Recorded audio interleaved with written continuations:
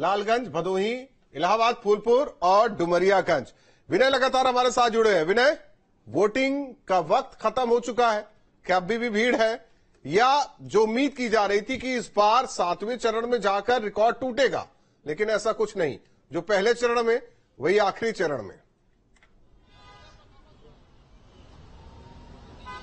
देखिए, गर्मी के बावजूद लोग सुबह तो काफी संख्या में निकले, लेकिन दोपहर में जो है वोटरों की संख्या कम हो गई। अब 6 बज चुका है और जो वोटरों की लिए जो दरवाजा था वो पूरी तरह बंद हो चुका है। अब जो है किसी को भी अंदर प्रवेश नहीं दिया जा रहा है। कुछ वोटर्स अभी पहुंचे थे, लेकिन उनको वापस कर दिया गया क्योंकि समय पूरा हो चुका है। जो अंदर वोटर्स जो लाइन लगाए हैं, जो अपने पारी का इंतजार कर रहे हैं, उन्हें मतदान करने दिया जाएगा। जो 6 बजे के अंदर जो अंदर प्रवेश कर लिए हैं, जो कैंपस में घुस चुके हैं, वो हालांकि वोट कर सकेंगे। लेकिन अब जो है समय पूरा हो चुका है और जब फाइनल परसेंटेज आएगा तो देखा जाएगा कि आखिर जो पिछले 2019 लोकसभा चुनाव में जो मतदान का प्रतिशत था वो इस बार से कितना 2019 से कितना बढ़ा है। हालांकि ये सुबह जो जिस हिसाब से लोगों का उत्साह देखा जा रहा था, ये आशंका जताई जा रही थी कि इस बार जो है जो मतदान प्रतिशत है जरूर बढ़ेगा।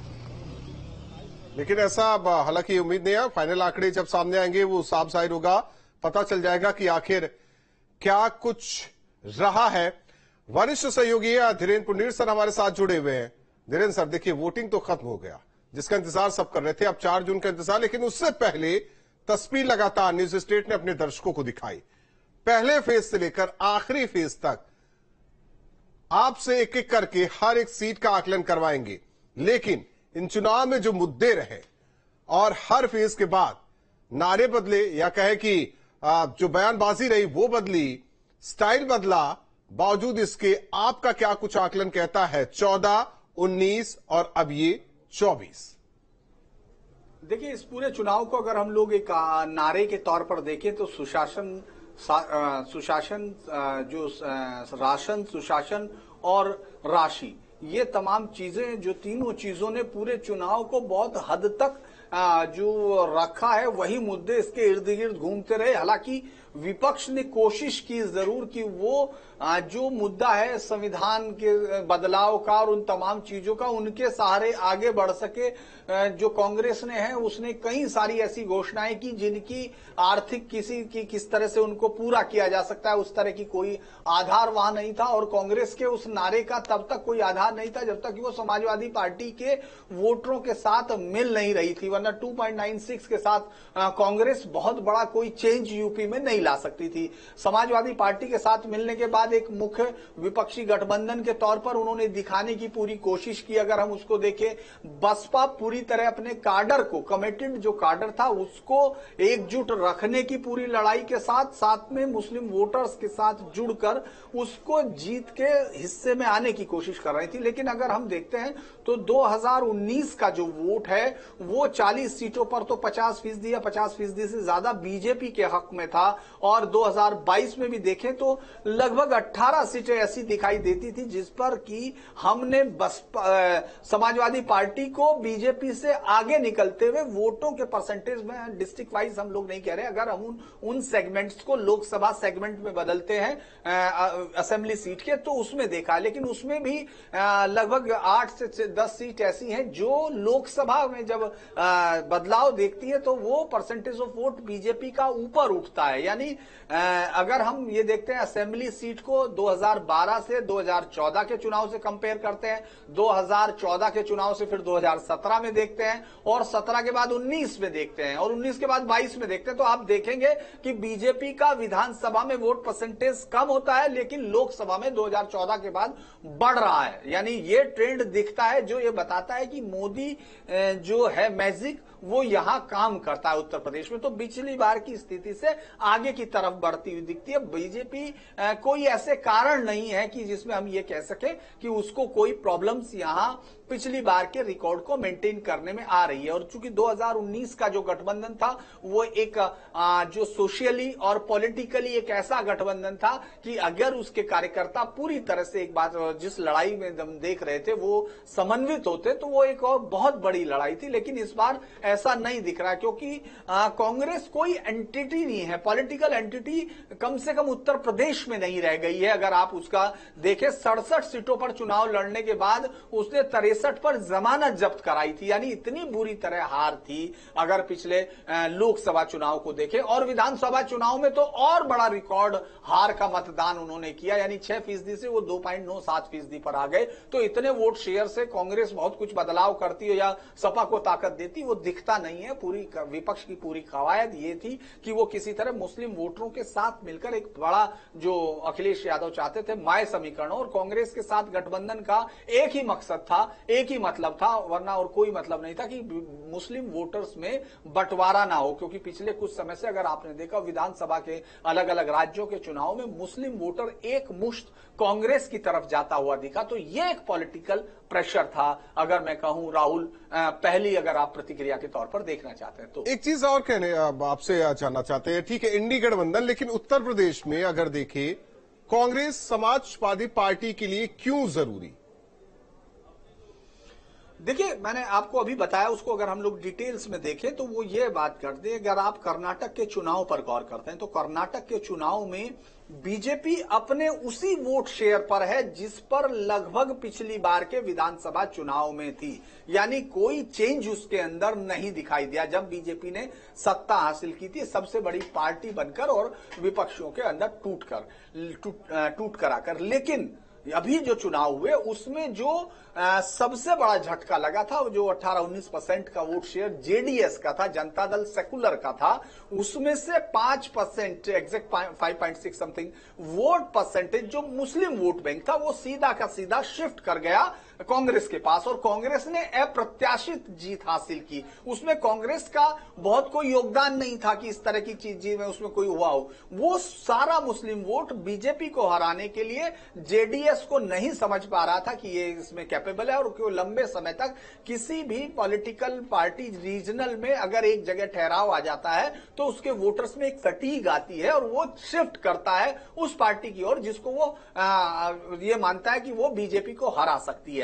तो एक बड़ा कारण वो। उसके बाद आप देखते हैं कि तेलंगाना में जो हुआ, रमन्ना ने जो पूरी तरह से मुस्लिम वोटरों का बीआरएस से शिफ्टिंग हुआ, पूरा का पूरा वोटर्स वो शिफ्ट हुआ कांग्रेस के पास चला गया। इससे पहले आपने देखा होगा कांग्रेस, तृणमूल कांग्रेस को बंगाल में इस बदलाव का फायदा मिला था। तो ये जो एक मुश्त शिफ्टिंग है, ये यहां प्रेशर था समाजवादी पार्टी के ऊपर, वरना तो आप देखेंगे उनको ये मालूम है, जब उन्होंने ये कहा था कि जब विधानसभा में 2 लड़के मिले थे तो उसके बाद ये कहा था कि कांग्रेस को हमने ज्यादा सीट दे दी, कांग्रेस इतनी सीट पर लड़ नहीं सकती थी, उतनी उसकी राजनीतिक ताकत नहीं है। इसके बावजूद उन्होंने 17 सीट दी, जबकि कांग्रेस सिर्फ 1 सीट जीती थी और किसी पर दूसरे नंबर पर भी वो 2-3 सीटों में नहीं थी, किसी भी सीट पर नहीं थी। तो लिहाजा उनका इतना जबरदस्त तरीके से उनको सीटें देने का अर्थ यही था कि जो मुस्लिम मतों का विभाजन है वो रोका जा सके, क्योंकि मुस्लिम मतों के पास बसपा जैसा एक साउंड अल्टरनेटिव भी मौजूद है जो दलितों के वोट के साथ अगर मिलता है तो बीजेपी के लिए एक बड़ी चुनौती के तौर पर खड़ा होता है, अगर पूरी तरह से मुस्लिम वोट उसकी तरफ शिफ्ट होता। लिहाजा कांग्रेस को लेने का कारण यह था कि मुस्लिम वोटर्स को यह यकीन दिलाया जा सके कि हम लोग बीजेपी को रोकने में सक्षम हैं और किसी तरह का बंटवारा नहीं। जी राहुल। बिल्कुल, देखिए अगर हम पिछली बार की परफॉर्मेंस देखें कांग्रेस की, तो उत्तर प्रदेश में कुछ खास रही नहीं है, और महागठबंधन उसके बाद अब इंडी गठबंधन, और जाहिर है कि कुछ पार्टीज उत्तर प्रदेश में हटी भी हैं इस गठबंधन में से, लेकिन कुछ पार्टीज का हटना, जैसे मान लीजिए आरएलडी की बात करें, वो बीजेपी के पास में चली गई है, और क्योंकि वोट प्रतिशत बहुत ज्यादा कांग्रेस का तो जनाधार उत्तर प्रदेश में बिल्कुल रहा नहीं था। लेकिन ऐसे में अब समाजवादी पार्टी और कांग्रेस का साथ में आना उत्तर प्रदेश में क्या इनके वोट प्रतिशत में, इनके जनाधार में कुछ प्रभाव डालेगा इस बार? आरएलडी का बीजेपी के साथ आना पश्चिमी उत्तर प्रदेश की इन सीटों पर जिन पे पिछली बार बीजेपी को नुकसान हुआ था, वहां उनके लिए फायदे का मौका बनता है। हालांकि बीजेपी ने जो 1 सीट आरएलडी को दी है वो बागपत है, जो जीती हुई सीट थी, जो बीजेपी ने 2 बार जीती थी, और स्टॉलवर्ट आरएलडी के जो सबसे बड़े नेता चौधरी अजीत सिंह थे उनको 14 में हराया, और 19 में उनके बेटे जयंत चौधरी को, जो अब आरएलडी के अध्यक्ष हैं, उनको हराया। तो एक जीती हुई सीट देकर बीजेपी ने बाकी कई कई सीटों पर हिसाब सही किया, चाहे उसमें आप बिजनौर की सीट देख सकते हैं। बिजनौर की सीट आरएलडी को दी गई, लेकिन बीजेपी पिछली बार ये सीट बसपा से हारी थी और आरएलडी के साथ ये मुलाकात बीजेपी का गठबंधन वहां उनको बहुत मजबूत स्थिति में यानी विनिंग कॉम्बिनेशन की तरफ ले जाता है। उसी तरह से अगर आप कैराना की तरफ देखें, कैराना में सीट जरूर जीती थी और 50% वोट था, ये कम वोट नहीं था, लेकिन बावजूद इसके जो 2022 के चुनाव का ट्रेंड शो कर रहा था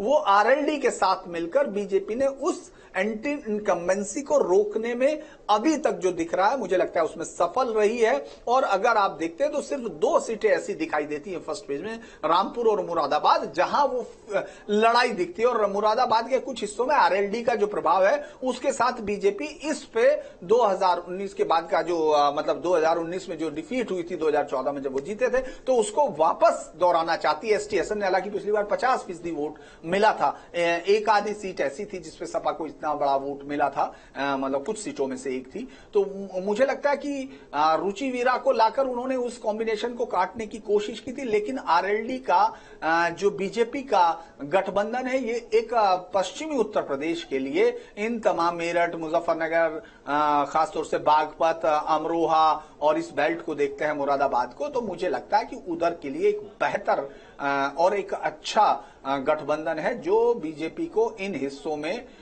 विनिंग कॉम्बिनेशन की तरफ ले जाता है, क्योंकि यहां यादव वोट बैंक इतना ज्यादा नहीं तो मई समीकरण को ये रोकता है। और उधर लेकिन ये बीजेपी के लिए सरदर्द कहां बन सकता है? कौन से हिस्से होंगे जहां पर ये इंडी गठबंधन बीजेपी के लिए कहीं ना कहीं बड़ी चुनौती के तौर पर देखा जा रहा है?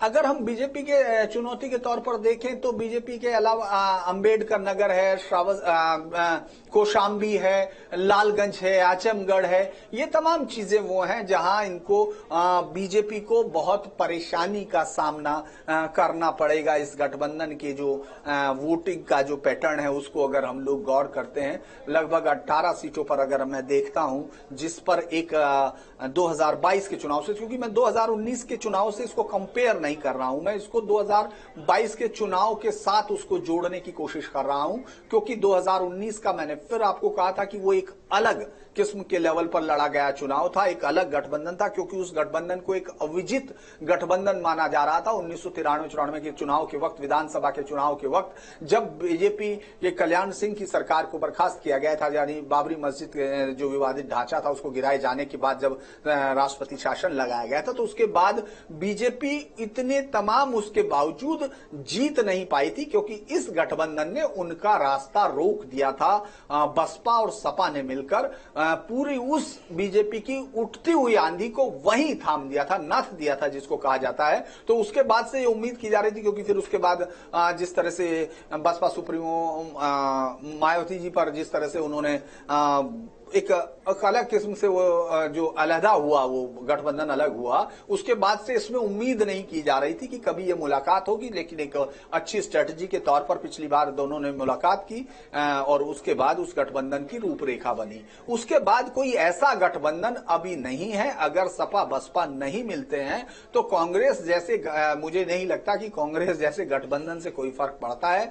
बीजेपी को, सपा को अपने कंधे पर ही कांग्रेस को ढोना पड़ेगा। यहां तक कि अगर आप रायबरेली की बात करते हैं तो विधानसभा चुनाव में कांग्रेस वहां कहीं नहीं थी, एक सीट नहीं जीत रही थी, उसके बावजूद वो सपा वो जीतती है। अगर वो, तो आप देखेंगे सपा के वोटर वहां ज्यादा थे, ऊंचाहार सीट पर मनोज पांडे थे और एक सीट सिर्फ बीजेपी के पास थी। सर, एक सीट पर चर्चा करेंगे आराम से, विस्तार से, पहले फेज से लेकर 7वें फेज से, यानी कि पश्चिम से लेकर पूरब तक जिस तरीके से चरण बद तरीके से वोटिंग हुई है, हर एक सीट का हाल आपसे जानेंगे। हमारे साथ अविनाश भी जुड़े हुए हैं वाराणसी सीट से। पीएम मोदी ने उम्मीद की थी कि बंपर वोटिंग होगी, लेकिन उम्मीद पूरी नहीं हुई, या यूं कहे कि सबने मान बैठा है कि होना क्या है।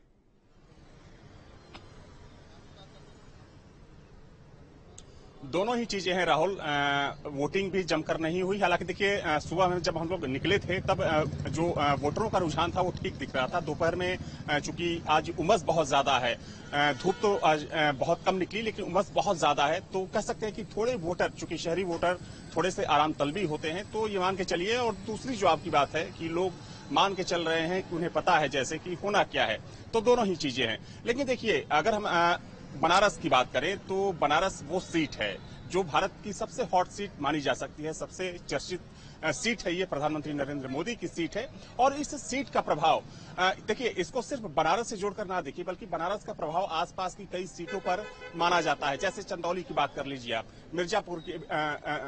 मिर्जापुर की बात कर लीजिए, गाजीपुर की बात कर लीजिए। हालांकि गाजीपुर से सीट बीजेपी हार गई थी।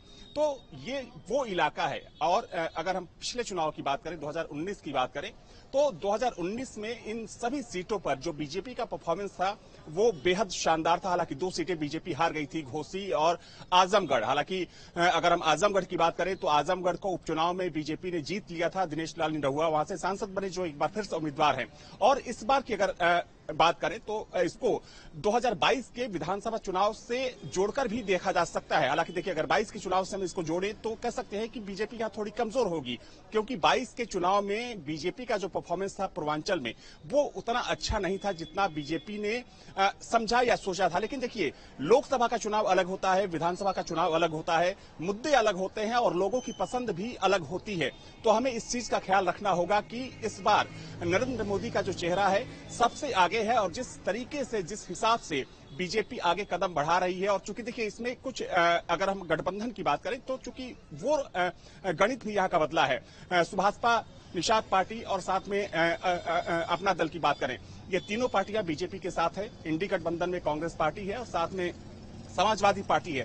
तो जो सीटों का समीकरण है, साथ में जो कह सकते हैं कि जो एक गणित होता है, जो एक केमिस्ट्री होती है, वो भी थोड़ी सी यहाँ पर बदली हुई नजर आ रही है। तो ये तमाम चीजें हैं। अब देखना ये होगा कि 4 जून को जब ईवीएम का पिटारा खुलता है तो उसमें से क्या कुछ निकलता है। लेकिन बनारस वो सीट है जिसको लेकर 6:30 बजे से लगातार जो सटीक विश्लेषण है उसे जानने की कोशिश करेंगे और ये भी जानने की कोशिश करेंगे, जब आप लोग धरातल पर थे मतदान को लेकर, हर एक लोकसभा सीट पर जहां जहां गए वहां आपने क्या टटोला, वहां क्या पाया, ये भी जानने की कोशिश हम जरूर करेंगे कि जिस तरीके से आप तराई के इलाके में गए, पूर्वांचल के इलाके में गए और साथ ही साथ आप अवध के इलाके में बने रहे, तो जिन जिन सीटों पर गए वहां भी आपने जो टटोला उसे हम 6:30 बजे के बाद जानने की कोशिश जरूर करेंगे। बिल्कुल। और अन्य जगहों से भी हमारे साथ में हमारे संवाददाता जुड़े हुए हैं। विनय, मैं आपका रुख करूंगी। देखिए, गोरखपुर की सीट की बात की जाए तो जाहिर है कि इसकी तस्वीर भी कुछ कुछ बनारस जैसी ही है कि यहां भी हार जीत की बात नहीं होती, मार्जिन की बात होती है। अब क्योंकि रवि किशन इस बार जीत जाते हैं तो जाहिर है कि हैट्रिक उनकी हो जाएगी। मुख्यमंत्री योगी आदित्यनाथ की बात करें तो जाहिर है 5 बार से सांसद रहे हैं और उनका असर है, उनका गढ़ है और वहां के महंत है वो। लेकिन अगर वोट प्रतिशत की बात करें तो कुछ खास इस चरण में भी नहीं रहा है। उम्मीदें बहुत ज्यादा हालांकि थी। तो क्या वोट मार्जिन में भी इसका असर देखने को मिलेगा?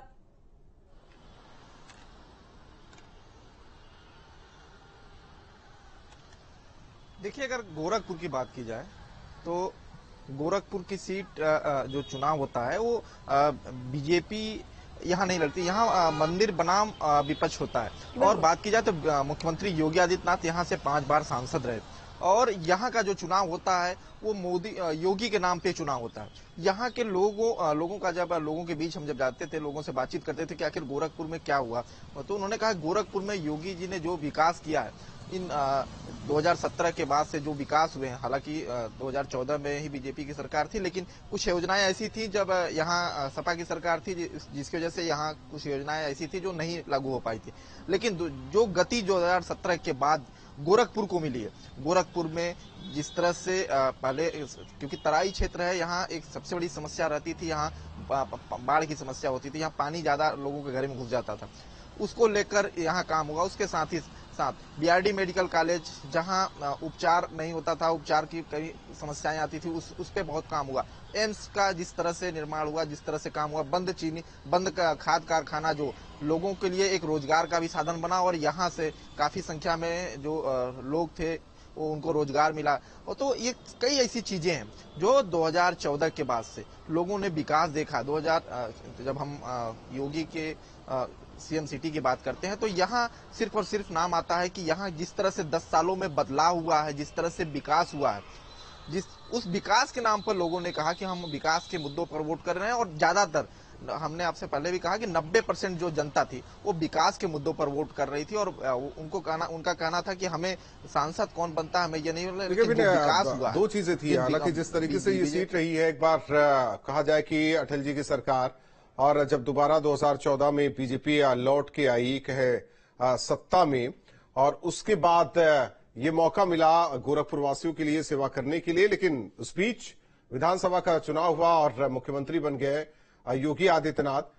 अब वहां दूसरा चेहरा हिमांशु, आपसे जिस तरीके से अगर कहें कि जो पश्चिमी उत्तर प्रदेश का हाल है, जो आपने देखा, जो आपने समझा, जाहिर तौर पर यहां का भी जो गठबंधन का गुड़ागणित रहा, बीजेपी ने कोशिश की, आरएलडी को अपने साथ ले आई, लेकिन यही कहा जाए कि नुकसान क्या समाजवादी पार्टी या इंडी गठबंधन को होगा और फायदा बीजेपी को होगा, या इसको इस तरीके से भी देखें जो 2022 में रहा कि बीजेपी को नुकसान पश्चिम से नहीं हुआ बल्कि पूरब की तरफ से हुआ, तो क्या वो जो फायदा पश्चिम में मिला था विधानसभा चुनाव में, वही फायदा इस लोकसभा चुनाव में बीजेपी को मिलने वाला है? देखिए, सबसे पहले तो भाजपा के पास सबसे बड़ा प्लस पॉइंट जो माना जाता है वो ये है कि उनके पास नरेंद्र मोदी है, जो जीत की गारंटी के मंत्र को लेकर इस चुनाव में लेकर उतरे थे और जनता की जुबान पर यही थी, अगर मोदी है तो मुमकिन है। ये उनका मंत्र था जो जनता की जुबान तक पहुंचा। और जहां तक पश्चिमी यूपी की बेल्ट की बात है, तो पश्चिमी यूपी में आरएलडी गठबंधन के बाद जिस तरह से धीरेन्द्र सर बता रहे थे, बिल्कुल वही फैक्टर वहां पर नजर आ रहा है कि आरएलडी जब से भाजपा के साथ आई है तो उनको और जो कॉम्बिनेशन था उनका गठबंधन का और ज्यादा मजबूत हो गया। और वोटिंग परसेंटेज की बात करें तो वो जो वोटर था जो पहले आरएलडी दूसरे गठबंधन के साथ जाता था, वो वोटर अब भाजपा के साथ आ गया है। तो कहीं ना कहीं इसमें फायदा भाजपा को और भी ज्यादा है। जिस तरह से बागपत सीट पहले ही भाजपा के पास थी, लेकिन गठबंधन होने की वजह से आरएलडी की दे दी गई। इसके अलावा सहारनपुर जरूर भाजपा ने लॉस की थी, लेकिन इस बार जब आरएलडी साथ में आ गई है तो वहां पर भी जो कॉम्बिनेशन है और भी ज्यादा मजबूत हो गया है बीजेपी का, और आरएलडी के साथ मिलने की वजह से वहां पर भी अब भाजपा के जीत के जो चांसेस है वो ज्यादा बढ़ गए हैं। तो ऐसे में कुल मिलाकर पश्चिमी यूपी को हम देखें तो एक तरफ देखा जाए तो इस तरफ पूरी बेल्ट के अंदर भाजपा को फायदा ही मिलेगा। भाजपा यहां से नुकसान में रहने वाले नहीं है। हाँ, जरूर कैंडिडेट के अंदर जरूर ओवर कॉन्फिडेंस देखने को मिला ये पूरे चुनाव के अंदर। जब हम अलग अलग लोकसभा क्षेत्र में हम गए, खासतौर पर हम गाजियाबाद की बात करें तो गाजियाबाद को भी गढ़ माना जाता है भाजपा का, क्योंकि गाजियाबाद में 5 बार से लगातार बीजेपी के सांसद रहे। 2004 में एक बार शिकस्त जरूर मिली कांग्रेस से, और उसके बाद से लगातार अब तक बीजेपी यहां से जीतती हुई आई। राजनाथ सिंह यहां से लड़े, बड़े चेहरा रहे, राष्ट्रीय अध्यक्ष थे उस समय बीजेपी से, 2009 की हम बात कर रहे हैं। उसके बाद वीके सिंह लगातार 2 बार यहां से सांसद रहे और सबसे ज्यादा वोटों से जीतने वाले सांसद भी बने। और जो 2019 का चुनाव रहा था उसमें तीसरे नंबर पर रहे देश में सबसे ज्यादा वोटों से जीतने में, 5,62,000 समथिंग उनको वोट यहां से मिले थे। लेकिन यहां से एक बात और एक सिनेरियो यहां पर खड़ा हुआ था, वो ये था कि एक क्षत्रिय समाज में नाराजगी वो ये थी कि वीके सिंह का एंड मोमेंट पर यहां से टिकट कटना, जिसकी वजह से क्षत्रिय समाज में नाराजगी देखने को मिली। और इसका फायदा विपक्ष ने उठाने की कोशिश की, एक ऐसी हवा बनाने की कोशिश की कि क्षत्रिय समाज नाराज हो गया है। जबकि खुद जो मुख्यमंत्री योगी आदित्यनाथ हैं उन तमाम जगहों पर, उन तमाम बेल्ट में पहुंचे, वहां पर लोगों से बातचीत की, और वो जो रूठा हुआ समाज जिसको बताया जा रहा था वो एक भ्रांति के रूप में फैलाने की कोशिश की गई, लेकिन उसको दूर करने की काफी हद तक कोशिश बीजेपी की तरफ से खुद मुख्यमंत्री और तमाम जो सीनियर कैडर के लीडर्स थे वो लगे रहे, और उसका फायदा भाजपा को फाइनली मिला भी। और लेकिन वोटिंग परसेंटेज जरूर डाउन रहा, उसका फायदा किसको हुआ, उसको नुकसान किसका हुआ, ये 4 तारीख को पता चल ही जाएगा। लेकिन इसमें कोई शक नहीं कि पश्चिमी यूपी में 6:30 बजे के बाद जाने की कोशिश करेंगे कि क्या फायदा हुआ, किसको नुकसान हुआ, ये आप लोग भी आकलन कीजिए और बताइएगा। जिस तरीके से हालांकि अलग अलग जो तस्वीर है, चाहे पश्चिम से लेकर हम अवध की बात करें, बुंदेलखंड, रोहिलखंड की बात करें, तराई का इलाका, पूर्वांचल का इलाका, हर एक इलाके की बात की जाएंगे और चरणबद्ध तरीके से जिस तरीके से वोटिंग हुई, यानी कि पश्चिम से शुरू हुई तो पश्चिम से ही बात करेंगे। सहारनपुर सीट से लेकर वाराणसी सीट तक की बात होगी। एक सवाल विनय आपसे है, गोरखपुर से इफेक्ट होता है आसपास का जिला क्या? देवरिया, महाराजगंज, सिद्धार्थनगर, इसकी अगर बात की जाए कुशीनगर, तो कुछ इफेक्ट पड़ता है क्या?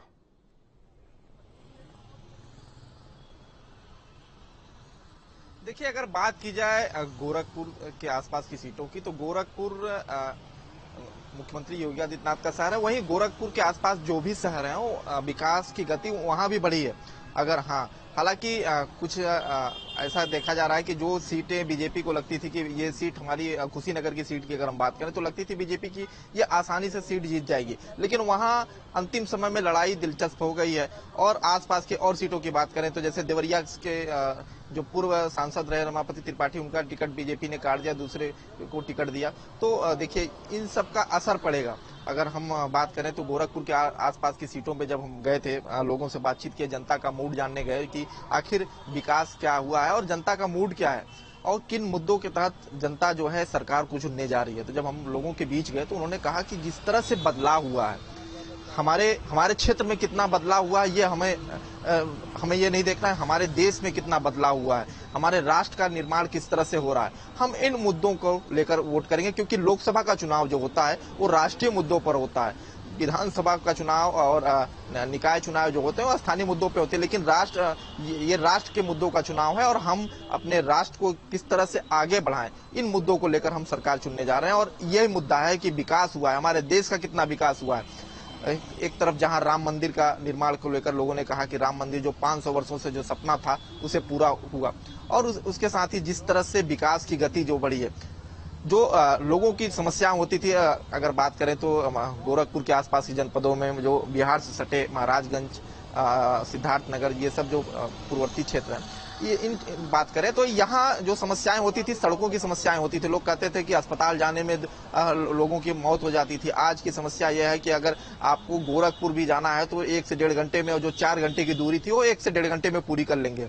तो ये जो विकास हुआ है, लोगों की समस्याएं जो थी, जो हर घर नल योजना से जो पानी की समस्याएं थी, क्योंकि पानी की समस्याएं होती रहती थी, उसका भी समाधान हो गया।